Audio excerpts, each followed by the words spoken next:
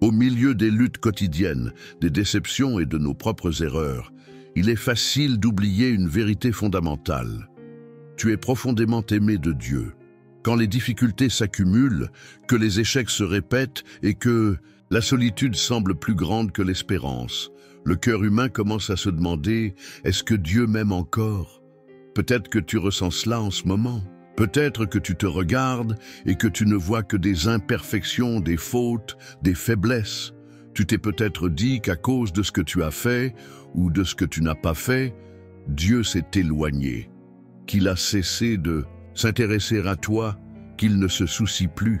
Mais il y a une vérité qui ne change jamais. Rien ne peut te séparer de l'amour de Dieu. Ni tes erreurs, ni tes chutes, ni même les jours où ta foi semble vaciller. L'amour de Dieu ne dépend pas de tes performances, mais de sa décision éternelle de t'aimer. Un amour qui ne renonce jamais, un amour qui ne se fatigue pas, un amour qui traverse toutes tes tempêtes et qui reste ferme. Dieu ne t'aime pas moins parce que tu as échoué. Il ne s'éloigne pas parce que tu es tombé. Au contraire, il s'approche encore plus, il étend sa grâce, il offre la guérison, il rallume l'espérance. Aujourd'hui, tu dois te le rappeler, tu es aimé, profondément, inconditionnellement, éternellement aimé de Dieu. Le plus grand défi pour beaucoup n'est pas de croire que Dieu existe, mais de croire que Dieu les aime personnellement, de manière inconditionnelle et constante. Au milieu des fautes quotidiennes, des promesses rompues, des péchés répétés, naît un sentiment d'indignité. L'esprit dit « Si j'ai encore échoué, comment Dieu pourrait-il encore m'aimer ?» Ce combat silencieux ronge bien des cœurs. La honte éloigne de l'autel. La peur de décevoir pousse à cesser de prier. La culpabilité constante vole la joie de marcher avec Dieu. Et ainsi, beaucoup vivent prisonniers d'un cycle d'autopunition, croyant qu'ils doivent être parfaits pour mériter l'amour divin. Mais c'est un mensonge que l'ennemi tente de semer. L'idée que l'amour de Dieu est fragile, qu'il dépend de ta performance. La vérité, c'est que l'amour de Dieu est inébranlable. Il ne repose pas sur ce que tu fais, mais sur ce qu'il est. Le véritable défi, c'est de faire taire la voix de la culpabilité et d'embrasser celle de la grâce. C'est croire que même dans les chutes, Dieu ne s'éloigne pas.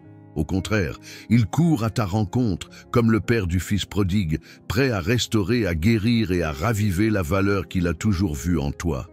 Tu n'as pas besoin de mériter l'amour de Dieu. Il est déjà à toi.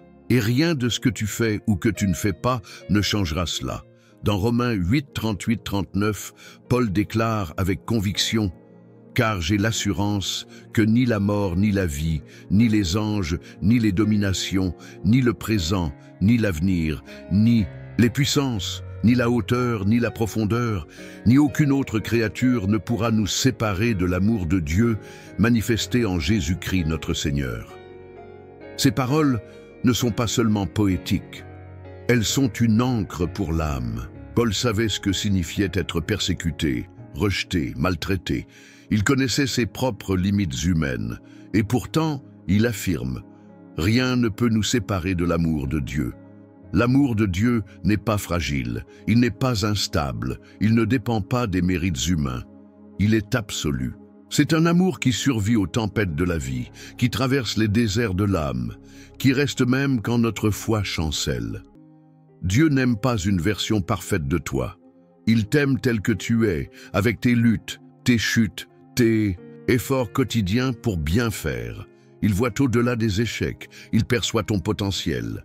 Il reconnaît ce cœur qui, même blessé, continue de le chercher. C'est cette certitude que tu dois garder au fond de ton cœur. Quoi qu'il arrive, l'amour de Dieu ne te sera jamais retiré.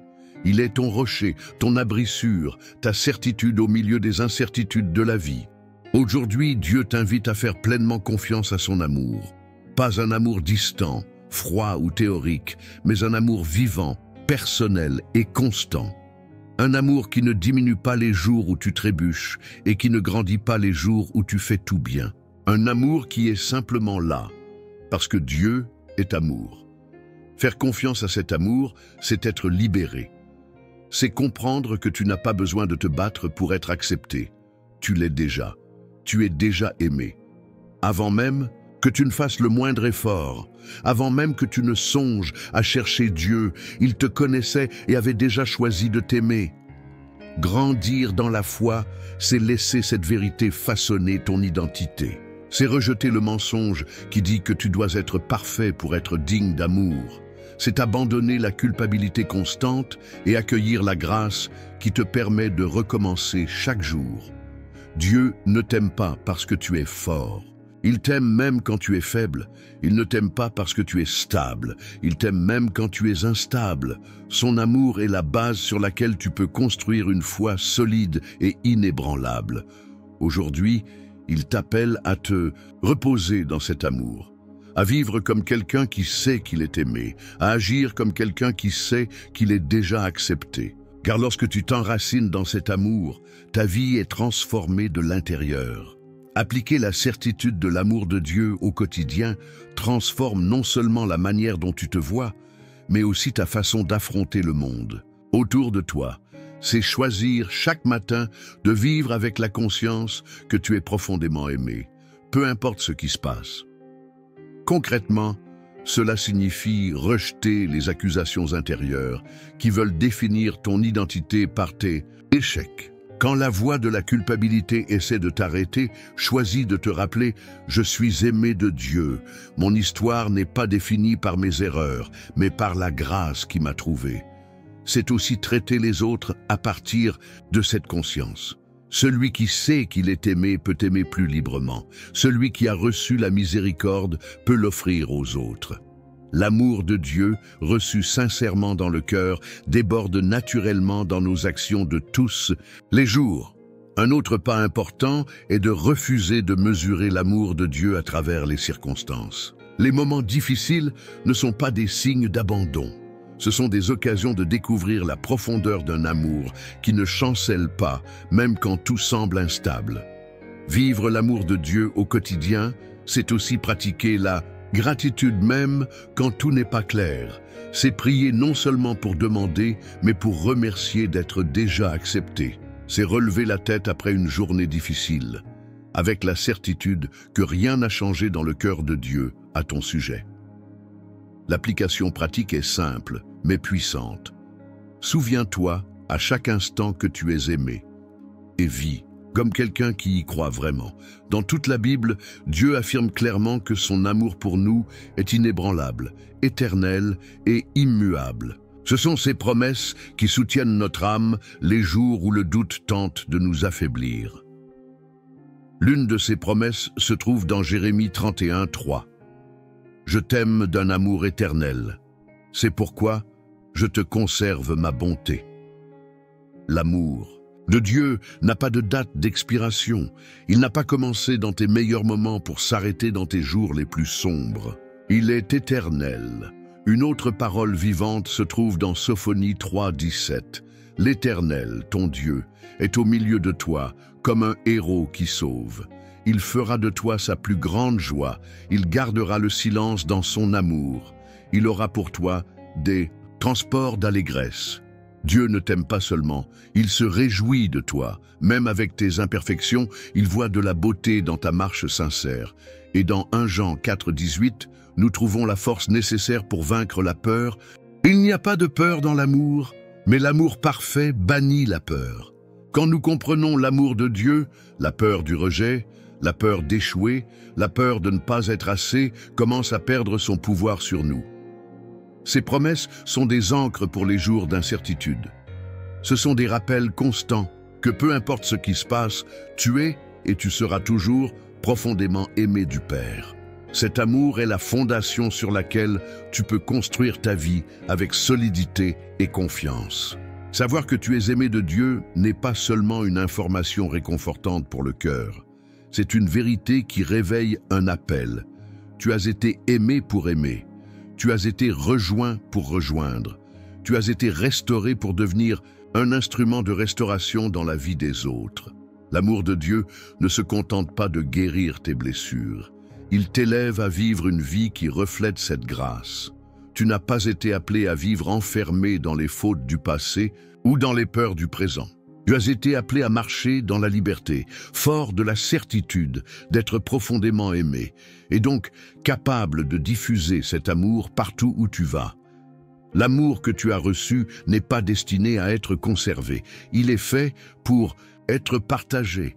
Des personnes autour de toi ont besoin de voir, à travers ta vie, qu'il existe un Dieu qui ne rejette pas, qui n'abandonne pas, qui ne renonce pas. Un Dieu qui accueille, qui restaure, qui transforme. Tu es la réponse à des prières que d'autres adressent à Dieu. Ton histoire, tes cicatrices guéries, tes nouveaux départs sont des semences d'espérance que Dieu veut planter au cœur encore perdu. Ne te limite pas à ce que tu ressens aujourd'hui. Rappelle-toi ce que Dieu dit de toi. Tu es aimé, choisi, appelé pour quelque chose de plus grand. Vivre cet appel, c'est vivre avec un but. Se réveiller chaque matin avec la conviction que, quoi qu'il arrive, tu es un enfant bien-aimé. Et cette identité est plus forte que n'importe quelle circonstance. Au milieu des incertitudes de la vie, il existe une certitude qui ne pourra jamais être ébranlée. Tu es aimé de Dieu. Rien, absolument rien ne peut changer cela. Aucune faute, aucune distance, aucune circonstance n'a le pouvoir d'effacer l'amour qu'il a pour toi. Aujourd'hui, Dieu t'appelle à vivre à partir de cette vérité, à relever la tête, même après les jours difficiles, à recommencer, même après les chutes, à faire confiance, même lorsque ton cœur est fatigué. Tu ne marches pas seul, tu es porté par un amour éternel, fidèle et inconditionnel. Ne laisse pas la douleur, la culpabilité ou la peur t'éloigner de cette vérité. Ne laisse pas les mensonges que le monde crie être plus forts que la voix du Père qui te dit « Je t'aime et je t'aimerai toujours ». Tu es aimé dans chaque détail, à chaque étape, dans chaque processus. Aimé quand tu réussis, aimé quand tu échoues, aimé quand tu crois, aimé quand tu doutes. Aimé hier, aujourd'hui et pour toujours. Et si tu croyais vraiment que tu es aimé de Dieu de façon inconditionnelle, qu'est-ce que cela changerait dans ta manière de vivre aujourd'hui? Avant de partir, respire profondément. Accueille cet amour. Marche avec la certitude que rien ni personne ne pourra jamais t'arracher à l'étreinte éternelle du Père.